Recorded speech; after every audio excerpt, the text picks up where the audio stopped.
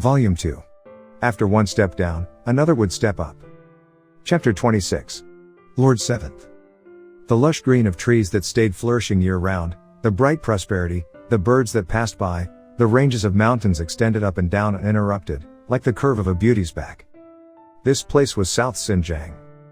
Under an old tree that had to be at least 100 years old sat a South Xinjiang boy with perfect posture. He was around 10 and was doing assignments. He might be young, but his determination was bursting, as he had been focused for 2 hours now, looking like nothing could disrupt his work.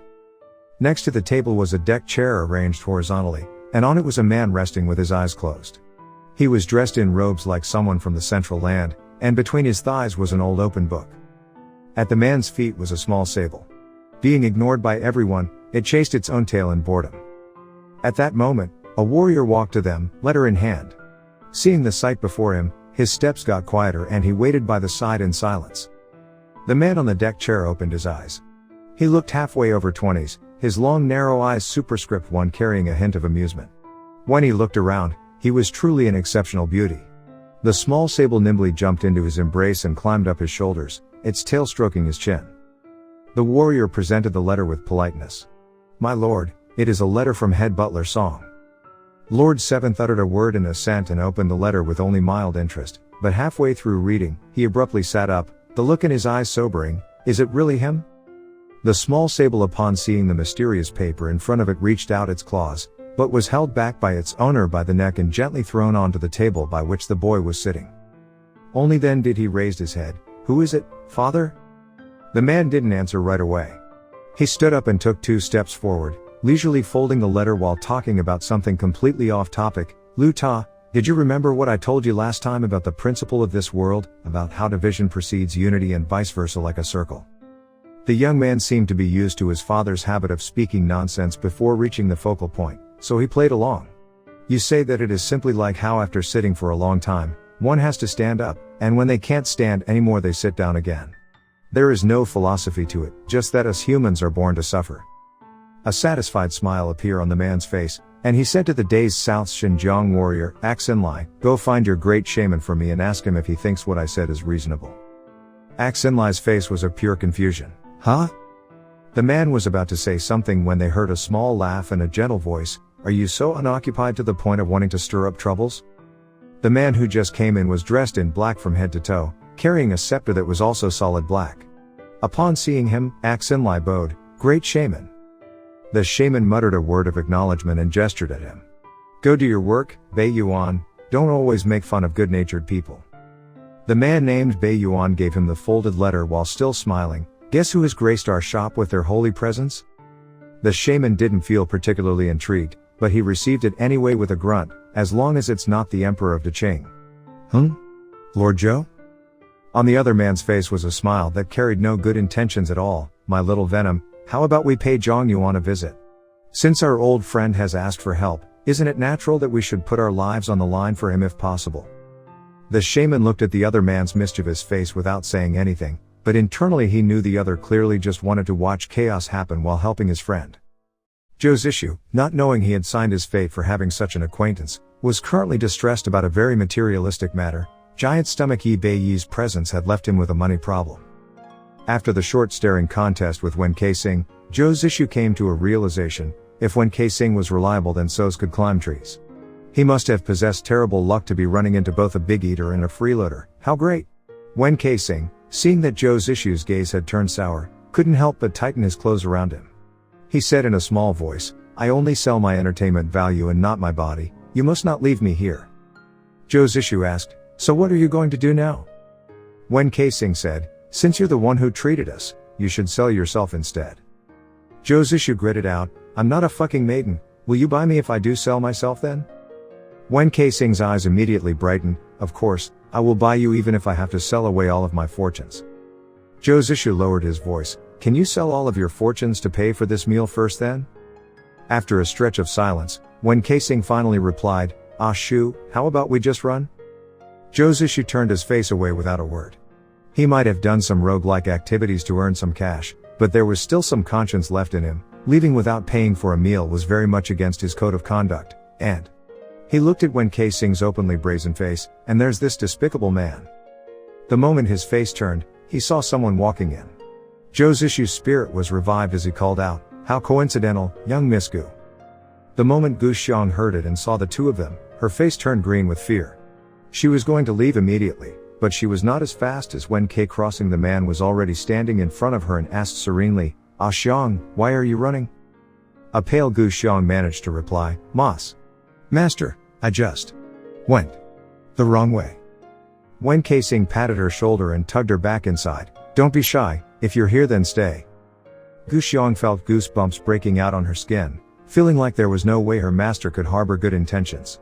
But now that she couldn't escape, she had to stay close to his every step with skittishness, her posture not unlike someone who was going to be executed. Wen Keising led her to their table and asked, "Do you have money with you?" Immediately Gu Xiang pulled out all she had, from silver crumbles to paper cash and gold ingots. Only now did Wen Keising nod in contentment and shout with the confidence of a loaded man, "Show us the bill." Gu Xiang thought, "No wonder that fortune teller told me to use my wealth to avoid bad luck, a merciful Buddha." Now that she had helped them, Wen Keising was reasonable enough to let her tag along again, no longer chasing her away. Walking ahead of them was Zhou Zishu, who was deliberating something. After a while, he suddenly looked back and asked directly, "Brother Wen, why did you burn the room of the Zhang brat that night?"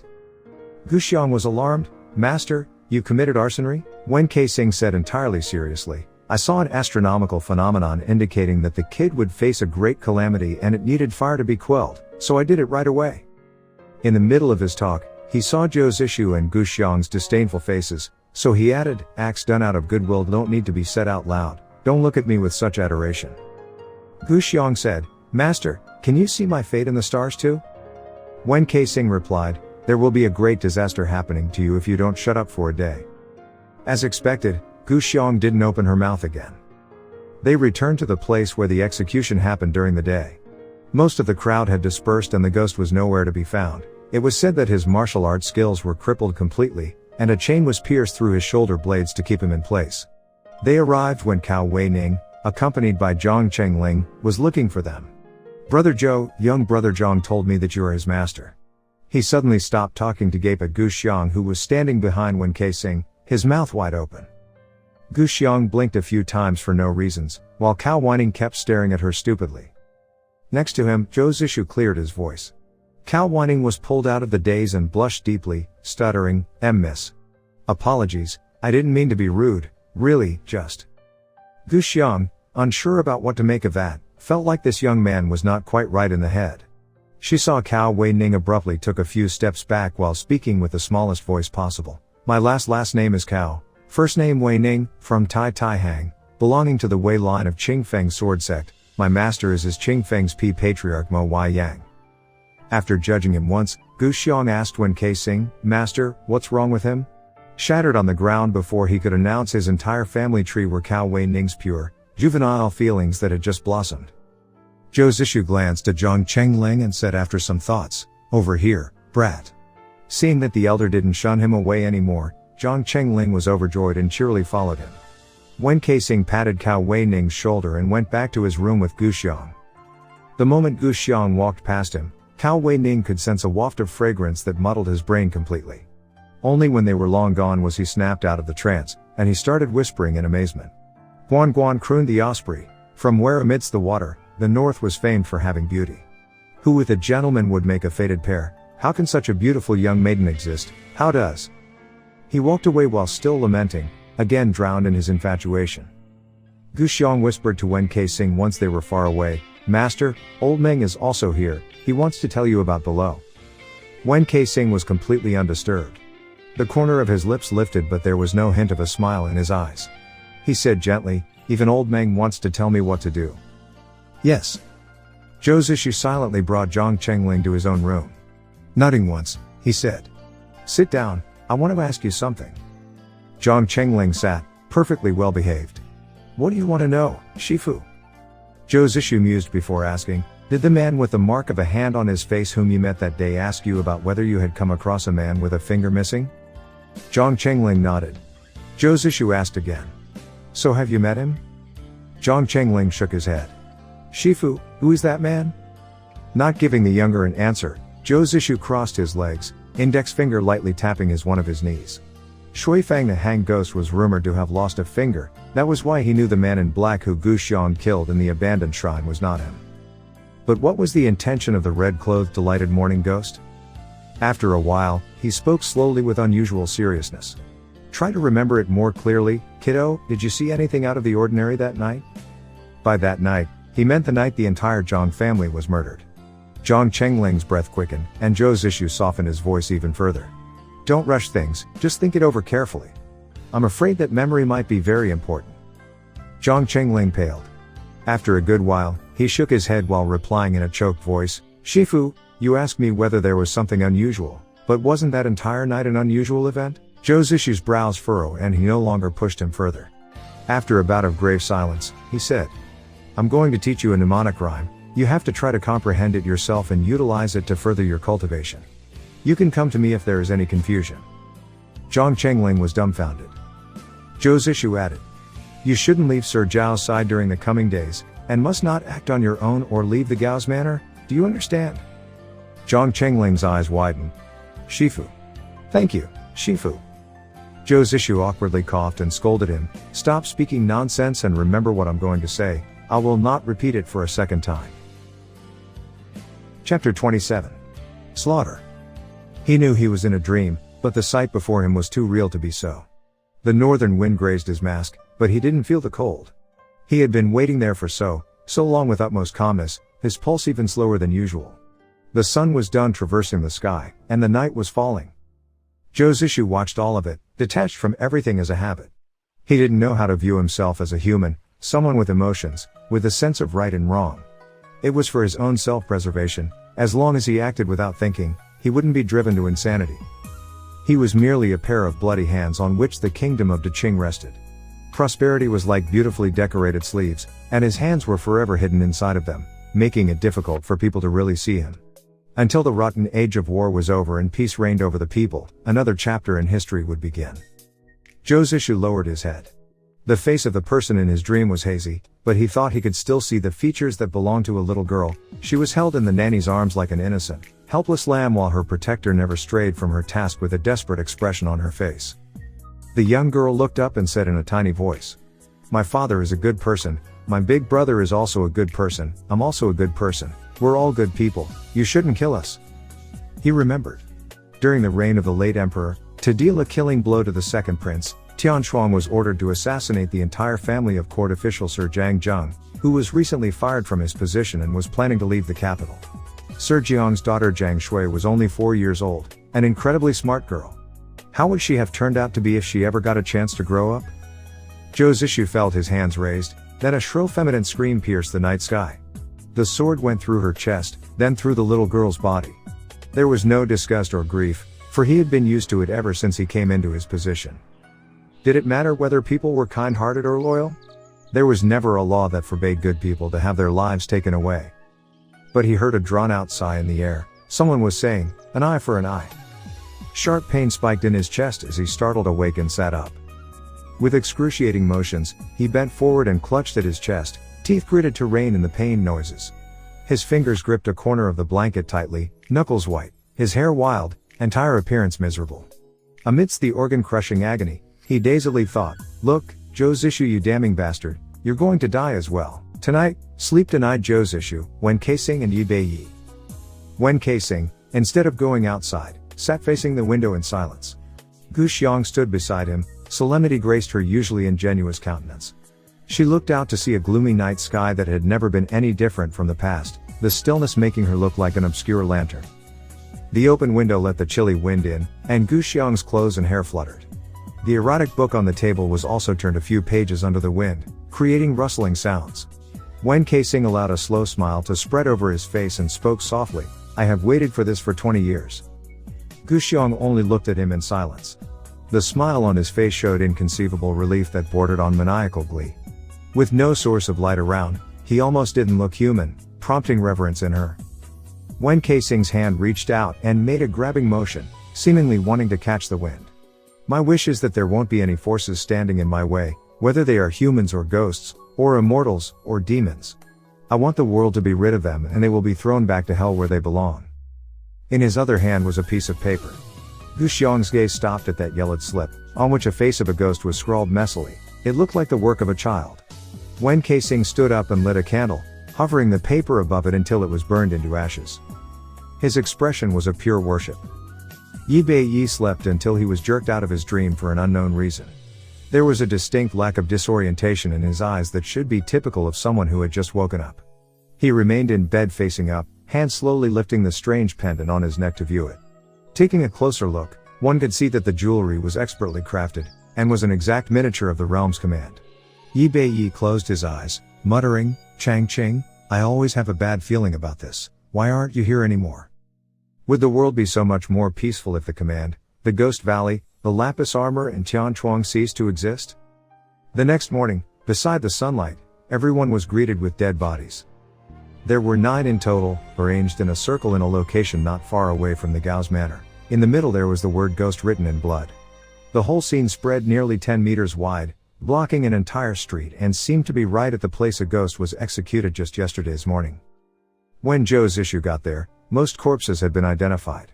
The ghosts were fair enough to make sure every sect received equal blessing. There was 1 body for each of the 8 sects plus the Gao family, ranging in different gender, age and status. One of them was Gao Chong's disciple. Zhou's issue didn't have a distinct impression of this person beside that he was not as outstanding as Deng Quan and of the silent type. He helped out the guests occasionally and didn't say much. Gao Xiaolian cried to the point of almost passing out, but in favor of inspecting the bodies with Abbot Simu, Gao Chong ignored his treasured daughter and left Deng Quan with her. One had a silk thread across their neck, one was struck by the bloody palms, one was drained of blood, one was cut up into parts. Each death seemed to have a different cause. Zhou's issue heard someone sighing next to him. The ghosts of Guangzhou Ridge are all crawling out of the nest. His head turned and he saw Yi Beiyi. Zhou's issue was surprised to see a faint layer of sorrow on his face, making him look like a porcelain Guanyin superscript 1 statue.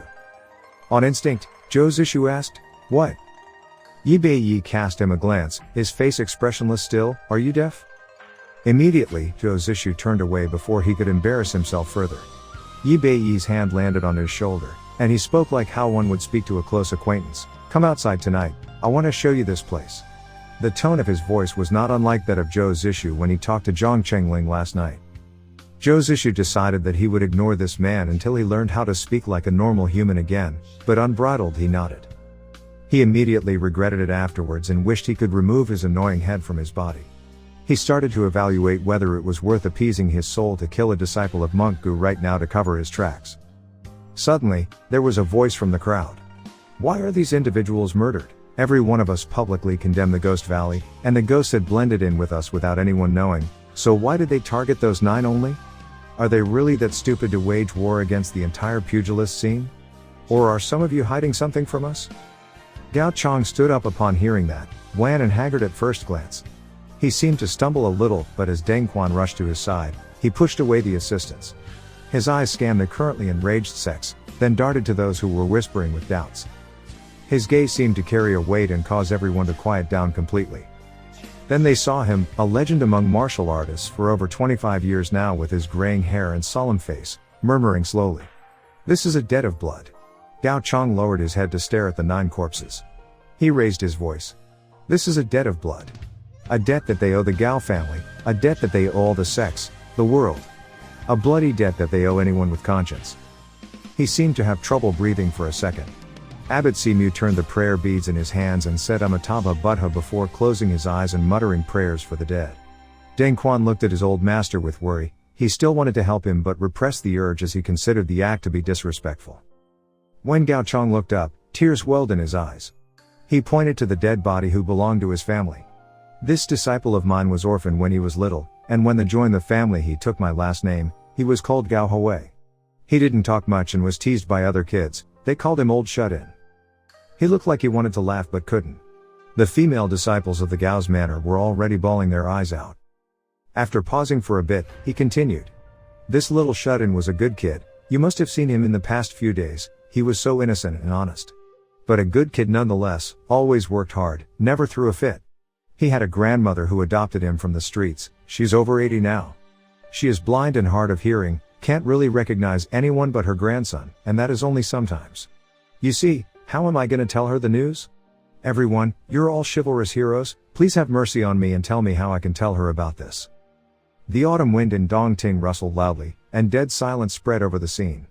Gao Chang, an old and respected figure, was bowing to them with his hands in front, pleading with them, how can I tell her about this? Even a rude mouth like Feng Xiaofeng clammed up. At this point, if anyone dared utter an unnecessary syllable, they should be considered to be below an animal. Hua Qing-song, the newly appointed patriarch of Taishan sect, was the first to speak up.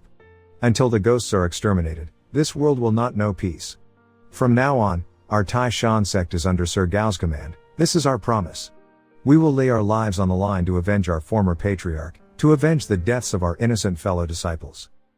After the patriarch of Taishan's sudden death, the sect was left without a leader, and Hua Qing-song was only an overeager man in his 20s.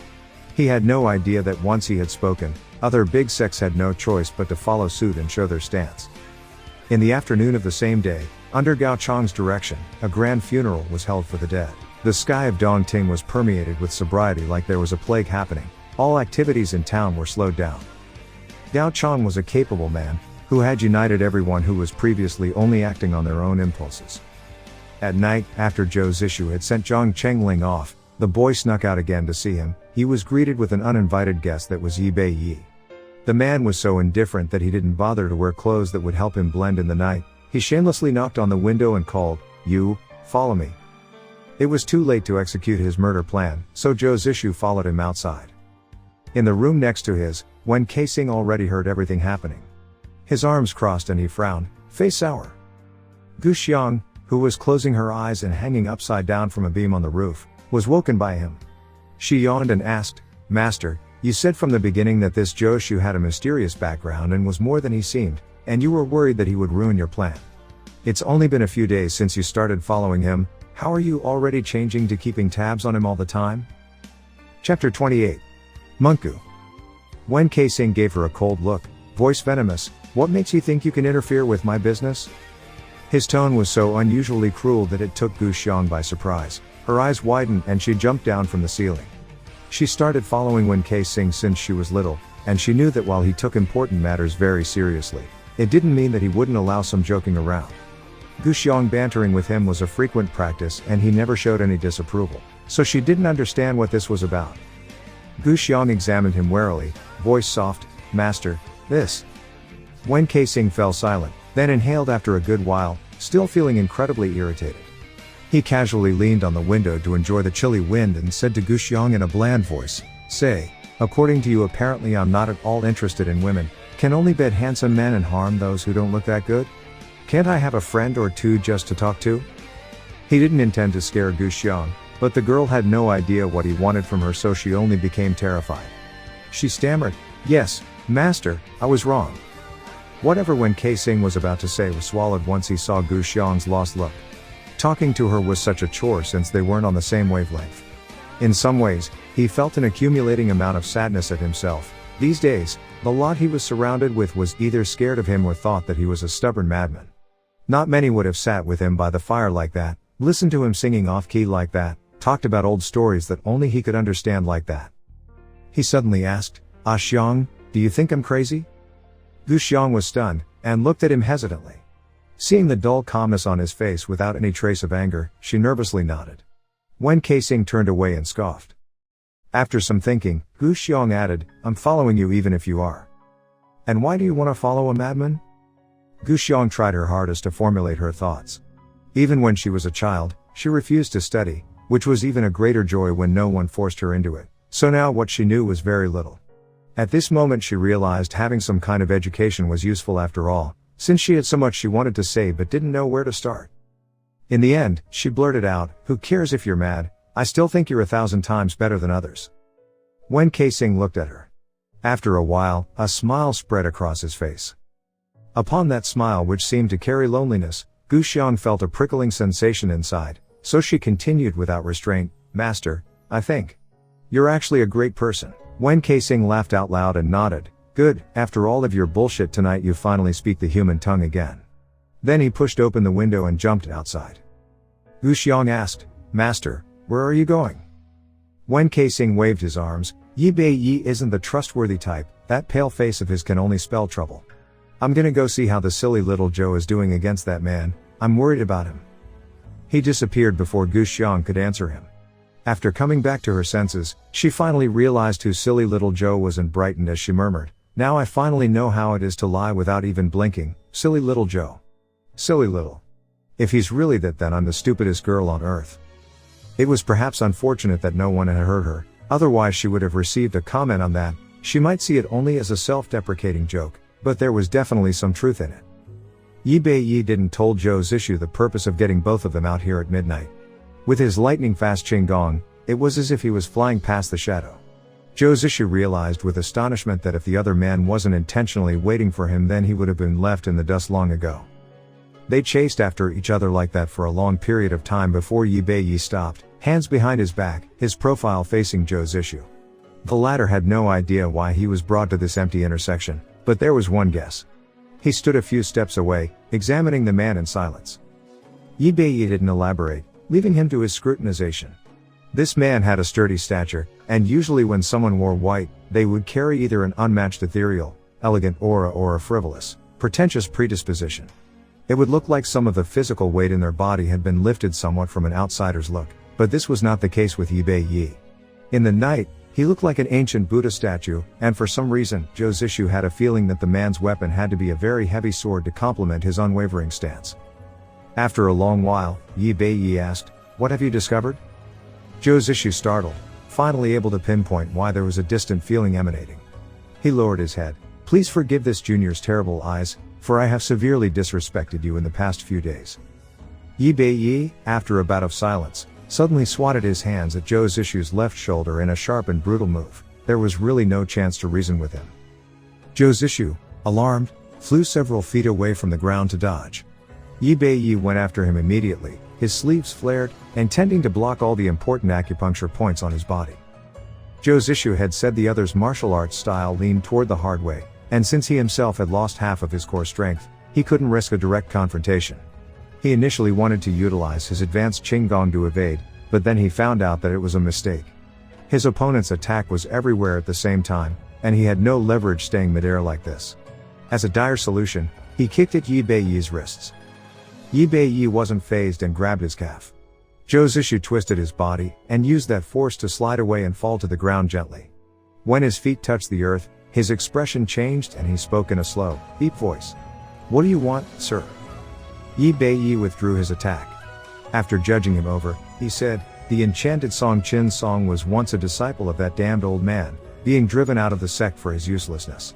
He actually still retained some capability of playing instruments from his master, but all of his cultivation was destroyed with your song just like that.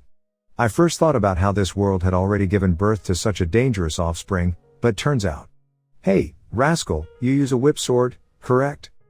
Zhou Zishu's eyes widened as he took half a step to the side, hands instinctively retracting into his sleeves.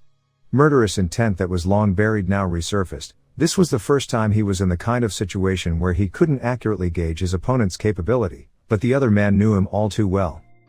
Seeing that, Yi Beiyi's lips curved up, his smile stiff and mocking. "If I wanted to do something to you, do you really think you could still stand there and talk to me?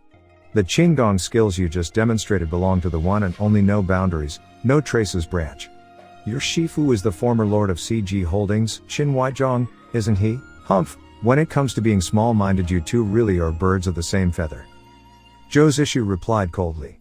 "You are a highly respected figure in this pugilist scene, Monku, but my master had passed away long ago.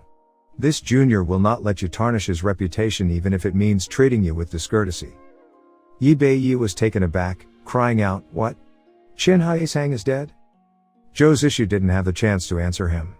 Yi Beiyi's gaze dimmed, his expression a little lost. He looked down. "Of course, so many years have passed. It's been so long, I don't know anything anymore. Things have changed, even Qin Huaizhong has ceased to exist." Zhou Zishu examined him with a frown. Upon finding out that the other man harbored no ill will and was merely speaking cryptically, he relaxed. He was sure that the person before him was the Monku of Mount Changming in legends, but had no idea how he had managed to retain his youthful look throughout the years. Maybe the rumors that he had reached immortality were true after all? Yi Beiyi held out his hand. "Let me see your sword." When it was met with no movement from Zhou Zishu, his tone became impatient. You think I haven't seen that thing? It was a gift from me to your Shifu way back then, and no one will bother to steal it from you, so why can't I have a look? What an incompetent disciple CH.29 has. That was when Zhou Zishu was reminded that there were the words Bei Yi carved on his sword. He once thought it was some kind of mysterious motto, but turned out it was this man's name. His face turned sullen and he felt incredibly uncomfortable. Involuntarily, he reached down his waist and felt around a bit before pulling out an impressive whip sword. He gave it to Yi Bei Yi. Yi Bei Yi cast a quick glance at the sallow, malnourished skin of his hand. He scowled, scrutinizing him while receiving the weapon, always prancing around in such disgusting getup. I hate this the most about you and your Shifu. Zhou Zishu didn't bother firing back. Damn old geezer, he thought. Yi Bei Yi held the whip sword in his hands. The weapon, full of his core energy, began to stiffen and vibrate somewhat, making buzzing sounds. Sorrowful reminiscence flashed under Yi Bei Yi's long, thin eyelashes. He looked at the Bei Yi sword and thought, all old acquaintances were gone now. On the contrary, these objects still persevere and are now in the hands of your successors. He gave it back to Zhou Zishu after a long while. Zhou Zishu spoke with no indication of his true feelings. Why do you call me out here at this hour, other than to test my background? Is there? He was cut off by Yi Bei Yi's palm landing on his chest, so fast that he didn't have any time to react. If the other man had intended to kill him, he would have been utterly powerless to retaliate. He stopped talking, body stiffened. However, Yi Bei Yi didn't do anything else but frown. Zhou Zishu felt a gentle stream of core power transmitting from the other's hand into him, as if it was investigating inside his body.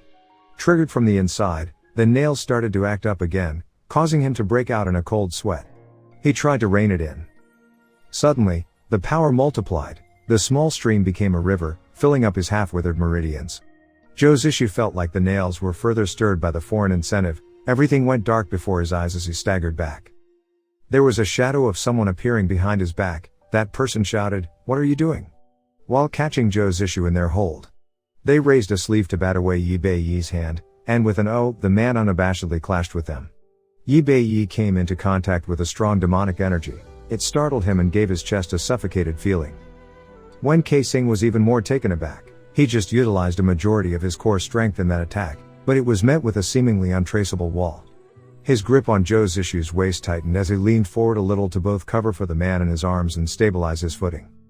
He then inspected Yi Bei Yi, narrowed eyes entirely devoid of cheerfulness. His gaze reminded Yi Bei Yi of a viper, dreadfully chilling and firmly glued to you like a maggot gnawing away one's bones. Chapter 29. Belated Regrets. Yi Bei Yi frowned slightly. His face looked even more fake than that of Zhou Zishu, in that it seemed like it had been staying stiff for so long and every minuscule movement looked strange.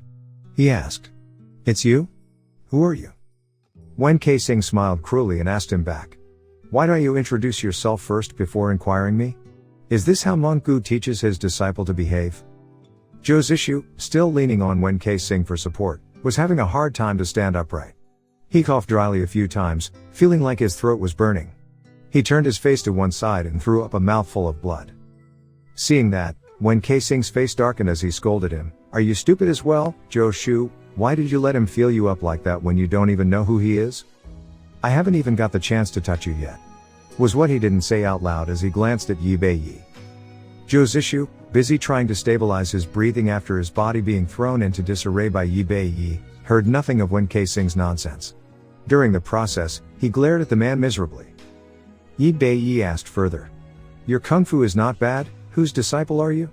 And what is your relationship with this child?" Wen Keising finally saw the strangeness in the way the other man talked. He enunciated words very slowly like an old man, and completed with his facial expressions. He gave both an irritable and uncanny feeling. Wen Keising was not the thoughtless type. Now that the initial emotional impulse had worn off, doubt started to bloom in his chest. Before he could answer, Zhou Zishu raised his sleeves to wipe the blood at the corner of his mouth, voice gentle, "What is your intention, Monk Gu?" Yi Bei Yi replied, undisturbed, "I want to see if your injuries are still salvageable." After pausing a little, he continued, "And I have never said that I'm Monk Gu, don't get ahead of yourself." Wen Keising was not surprised as he already knew Zhou Zishu suffered from internal injuries, but the second sentence did catch him off guard. Zhou Zishu assumed him to be Monk Gu, and while Yi Bei Yi denied this, the way he referred to that name did not at all carry a sense of respect. He talked was as if Monk Gu was his peer. Wen Keising couldn't help but look over Yi Beiyi's completely not wrinkled face once again and thought, what kind of abomination is this old man? Yi Beiyi spoke to Zhou Zishu. The juniors will always follow their seniors' footsteps. I know Qin Huaizhong did a totally botched job of teaching his disciples, but I advise you to stay away from this man who you don't even know well. He was even more bad news than you. Wen Keising felt like this man with an endless stomach was born to be his arch nemesis. His chest was tight as he blurted out, don't even know well? Old man, have you ever heard about the concept of soulmate? You have stick your ancient nose into every single problem there is, and now you even want to dictate what we do. Yi Beiyi, already not an agreeable person to begin with, snarled, are you trying to die, brat? Under his breath and charged at him. Zhou Zishu with his unstable breathing was not at all suitable to be in the middle of this fight between these two all-around insolent men, so he cleverly retreated and sat on the top of a wall nearby to spectate and recuperate. During this time when people were currently too worried about the lapis armor in the Ghost Valley to be able to sleep well, no one had any idea that in this small alley, a rarely seen clash between two martial arts masters was happening.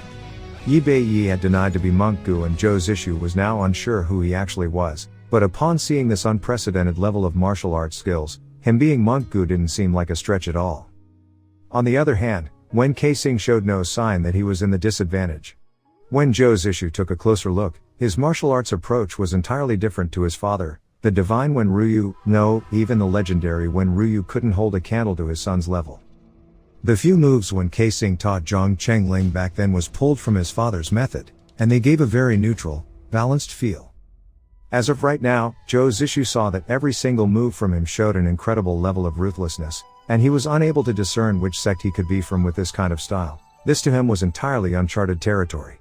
It looked similar to how Gu Xiang engaged in battle, but he seemed even more experienced than the girl. All in all, it wasn't what he inherited from his parents. Zhou Zishu narrowed his eyes, his theory slowly taking form. At the same time, he didn't know how to feel about this. All the figures in the martial arts world that he couldn't identify were gathering here in front of him tonight. Suddenly, he felt droplets of rainwater fell from the sky as the wind seemed to turn colder. After a few drops, a drizzle quietly arrived. Zhou Zishu tightened his outer robes around himself, stretching his legs and swinging them. He raised his voice to talk to the currently fighting men. Hey, Sir Yi, Brother Wen, it's raining right now and I feel very cold, so how about we call this off? His voice sounded like that of a circus audience, and not someone watching two martial arts masters go at it. Yi Beiyi made a noise of contempt and retreated several feet. When he landed on the ground, he fixed his disheveled clothes, those ethereally fluttering sleeves torn by Wen Kei. Crossing Zhou Zishu felt like this was Wen Keising's bad habit. Since his orientation was not something often discussed out loud, he couldn't help but imposing it onto everyone else. Wen Keising was struggling a little. He held his chest and took steps backwards, feeling like his organs were turned upside down. He coughed up blood, his ribs aching after the other man's attack. He had no idea if they were still intact or not. Yi Beiyi stared at Wen Keising silently. You've gone past your limit. If we hadn't stopped, I could have taken your life in the next 10 moves. Wen Keising's shoulders curved forward as he stood there, glaring at Yi Beiyi coldly. Zhou Zishu sighed. Senior Yi, as our predecessor, why must death be the only treatment you have for us? Please go back to your mountain and live your old man life. Why dwell on your worries and run to Dongting to mess with others' business? Unexpectedly, those words seemed to act as a reminder for Wen Kei. Crossing with no fear in his bones, he spoke up, you're past your prime. If you are still alive 10 years later, I will be the one to take your life. Yi Beiyi looked stunned, like he just heard the biggest joke in the world. He immediately laughed, his Buddha stone face shifted disturbingly. Zhou Zishu was worried that those stiff lines on his face might crack if he kept going. Yi Beiyi replied, take my life? Good, good, no one has dared say that to me in the past 50 years, I'll surely be waiting for you. He was about to leave, but seemed to remember something. He turned to look at Zhou Zishu contemplatively, and spoke after the silence, I don't know of a way to treat your injuries. Zhou Zishu's expression remained unchanged while amusement sparked inside him. Yi Beiyi sounded like he held him in high regards or something. He replied, you are not all-knowing, sir, no one expects you to have a solution in the first place. Yi Beiyi shook his head. Your meridians have almost withered completely, like an ancient tree without roots. Even removing the poison inside you won't help. In fact, channeling more energy into you will break your dying meridians, and you could only perish. Wen Keising staggered in shock as he turned and gave Zhou Zishu a look of disbelief. The other man was still perching on the top of the wall, completely leisurely and uncaring. Rain fell on him and left his hair soaking wet. He looked like a dim ray of light, and had Wen Keising not witnessed what he did in the cave that one time, he would never have realized he was someone carrying injuries. Zhou Zishu's laugh resounded in the air. So my fate is sealed, then? Yi Beiyi nodded bluntly. Looking at him, Zhou Zishu came to the realization that since Yi Beiyi had holed up in the mountain for too long, aside from his endless appetite he had lost all tactfulness. He sighed, "Sir, why must you indirectly mock me like that? I have never wronged you before, so please don't repeat that matter, it's not a nice thing to talk about." Yi Beiyi stared at him silently before leaving without saying another word. Zhou Zishu had a suspicion that the man called him out here for a different matter, but he had forgotten it after the fight. He didn't remind him about it however, and jumped down from the wall. Wen Keising was still looking at him with an unreadable expression, so he called out, "Why are you still standing there? Are you injured or?" Chapter 30. Rainy Night. Gu Xiang opened an umbrella and had held another one close to her chest while wading through the rain. Her embroidered shoes stepped on the stones underneath, causing the water to splash on her pant legs. A gust of cold wind caused her to shiver. She felt like no one could be more of a dedicated and loyal individual than her right now. When the girl looked up, she saw a man walking alone in the rain with his head down. Wen Keising was soaked to the bone, messy clothes sticking to his body. He paid no mind to his slightly tumultuous state. Gu Xiang caught up to him and called out, "Master." Wen Keising didn't turn to look back at her, but he evidently heard her voice as he stopped to wait. Gu Xiang ran up to him and gave him the other umbrella, internally feeling like suffering outdoors in this miserable weather was such a waste of her effort. Seeing how her master usually behaved, Gu Xiang was pretty sure that he had just been doing some indecent activities at some indecent places. So she pursed her lips and asked somewhat disapprovingly, "Did you go fool around somewhere, master?" Wen Keising opened the umbrella, taking a few steps before replying quietly, "Went fighting." Gu Xiang asked, out of instinct, "In the bedroom?" As Wen Keising turned to stare at her, she was smart enough to slap herself lightly, her tone serious. "Stupid, stupid mouth, what kind of trash are you spouting? You can't just say such things." "Ah Xiang." Wen Keising cut in, not humoring her. Gu Xiang blinked. It only rained harder, the water creating a thick fog-like layer that prevented her from seeing Wen Keising's expressions clearly. After the solemn silence, he looked down and said softly. He said, "He'd die soon." Gu Xiang made a questioning noise, unable to react to that. "Who's going to die?"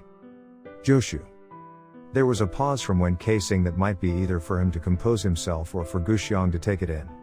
As he continued walking forward, he molded his voice into the usual nonchalance it possessed. "He suffers from internal injuries, but from the way I see him go about, I assume that they are non-threatening. But today I learned that they were incurable, and he would only last 2 or 3 more years. The moment I heard that, I knew who he was. Ha! Had I known that from the beginning, I would have never followed him." Gu Xiang's eyes were wide open as she seemed to have difficulty processing the truth. After a good while, she asked cautiously, "Joshu?" "Yeah." Wen Keising's voice was low. "At first I thought he couldn't be from Tianchuang. There's no escaping that place, and the ones who try will have to suffer the nails of 7 apertures for 3 autumns, resulting in the loss of their martial arts skills in all senses. They will be turned into invalids who can keep secrets better than the dead. At first, I thought that there was no way he was carrying the nails on him, seeing how capable he was.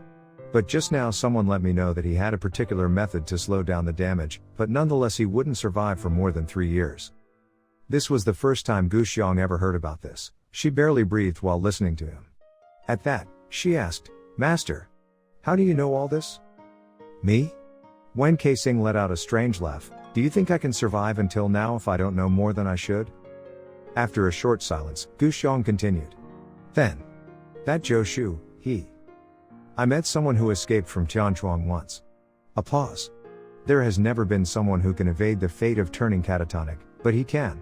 From it I can guess that his rank was Great Butler at the very least. He might have been the former leader even." Gu Xiang was surprised. If he was the leader, then why would he run? Then she stopped, seemingly having realized something. Wen Keising was walking very quickly now, as if he wanted to leave something behind him as far as possible. With Gu Xiang's short legs, she had to jog lightly to catch up to him. Seeing that he only got quicker and quicker, Gu Xiang disrupted the silence between them. "Master, are you heartbroken?" Wen Keising asked gently without looking back. "What would I be heartbroken about?" After mulling it over, Gu Xiong had to admit that she wasn't sure. She heard him laugh softly, his feet almost gliding over the ground rather than moving. With his disguise, I can't even know for sure if he's a beauty or not. Besides, I prefer the soft type, so he won't be of my taste even if he is beautiful. Even with her Qinggong, Gu Xiong was unable to catch up, and she blurted out, "But didn't you say once that you like the tall ones with tiny waist and pretty butterfly bones?" "You remember it wrong," he interrupted. Then he added, justifying to no one in particular. "I just felt like I'd finally found someone I can relate to." Gu Xiong, "Stop following me." "Huh?" In a blink, Wen Keising was already meters away from her. Gu Xiong called out sulkily, "Why, master? Did I anger you again?" Wen Keising had already disappeared in the rain with only his distant voice reaching her ears. "You talk too much." Gu Xiong, left all alone, stomped petulantly and cursed him under her breath, "I was nice to you and this is what I get." Then she raised her head to stare after the direction Wen Keising had vanished to, suddenly being reminded of the image of his soaked back, his broad shoulders, his unwavering steps under the rain that didn't wait for her one bit.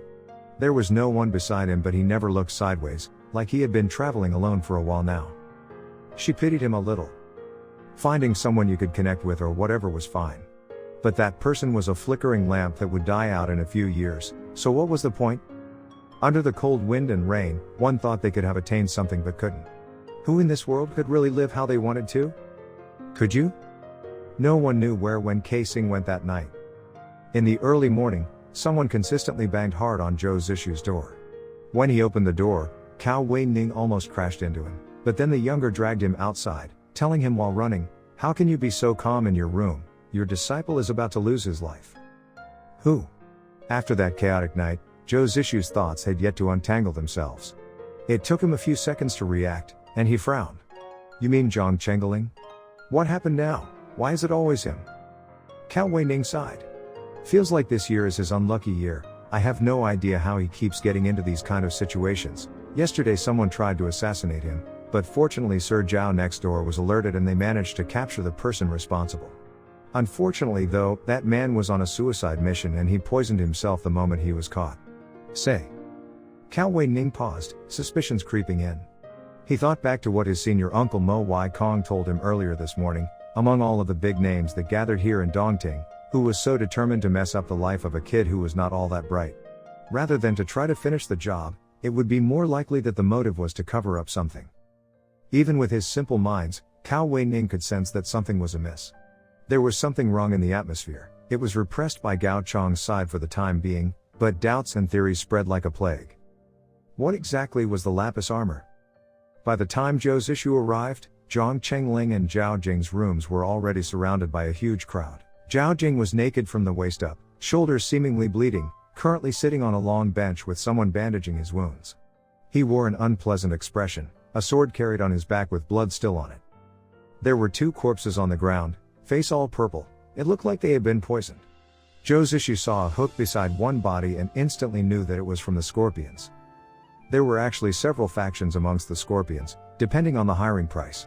For instance, those who were with the delighted morning ghost and helped him lure out Zhang Chengling were not those who would lay down their lives. To acquire those, one would need to pay a higher price.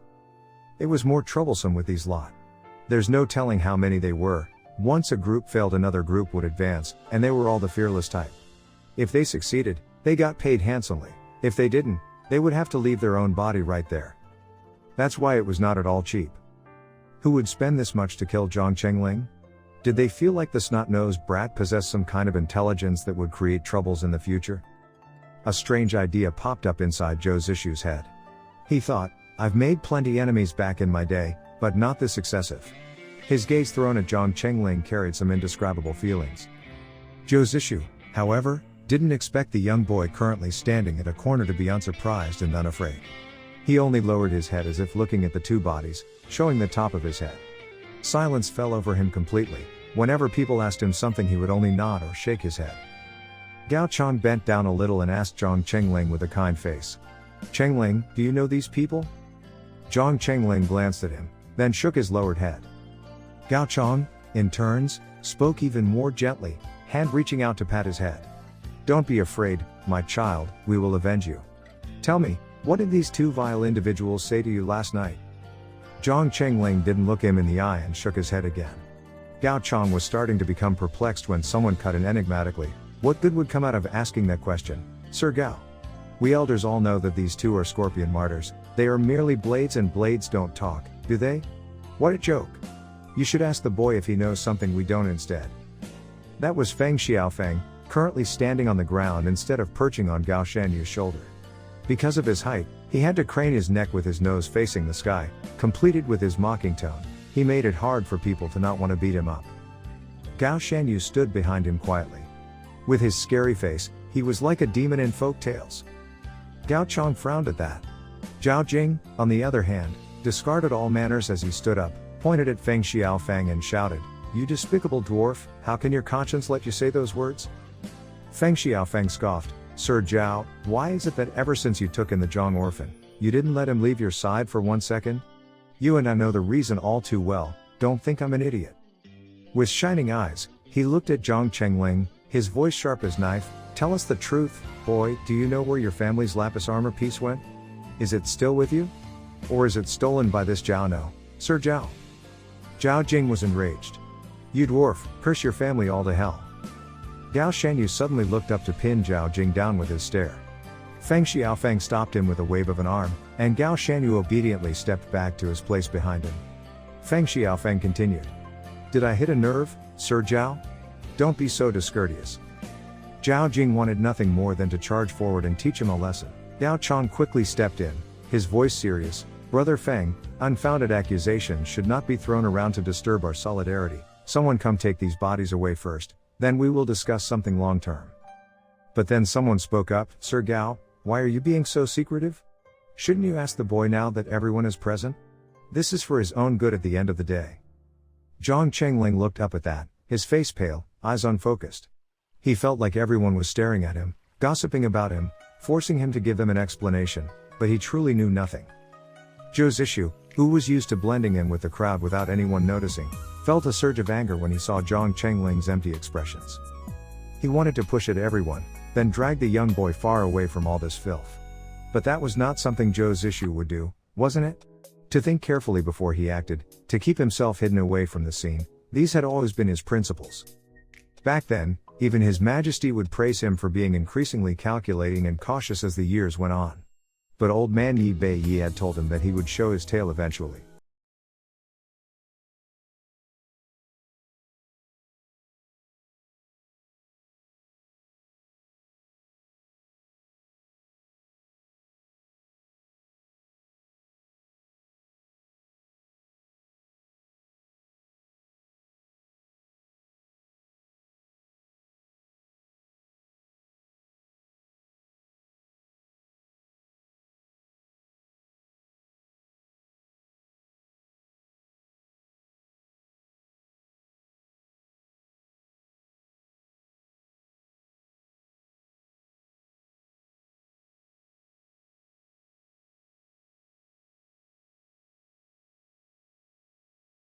He couldn't continue, as Wen Kai-sing suddenly came closer and held his face between his cold hands.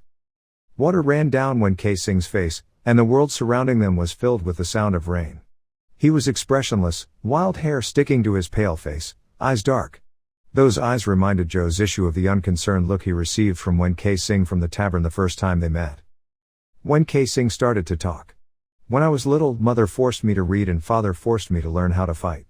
In our village, other children were allowed to play around and only I wasn't. I had to stay inside to read and practice with my sword and could only go outside when the sky was dark. When I was excited to join others, those kids were already called home by their parents to have dinner." Zhou Zishu felt like the current position was a bit weird, so he tilted his head in an attempt to break out of the grip. But then he saw Wen Kai-sing's dazed look, the rain clung to his eyelashes and as he blinked, it ran down his cheeks, giving the illusion that he was crying. "I really hated my parents back then, so I always sulked. Father told me that if I waited until I grew up to practice my skills, it would be too late. I thought, if I waited until I grew up to be able to play like a child, it would be too late too." He paused, the word late held inside his mouth and repeated, as if he was tasting its bitterness carefully. Then he wound his arms around Zhou Zishu's neck, hugging him like an aggrieved man-child. Zhou Zishu sighed.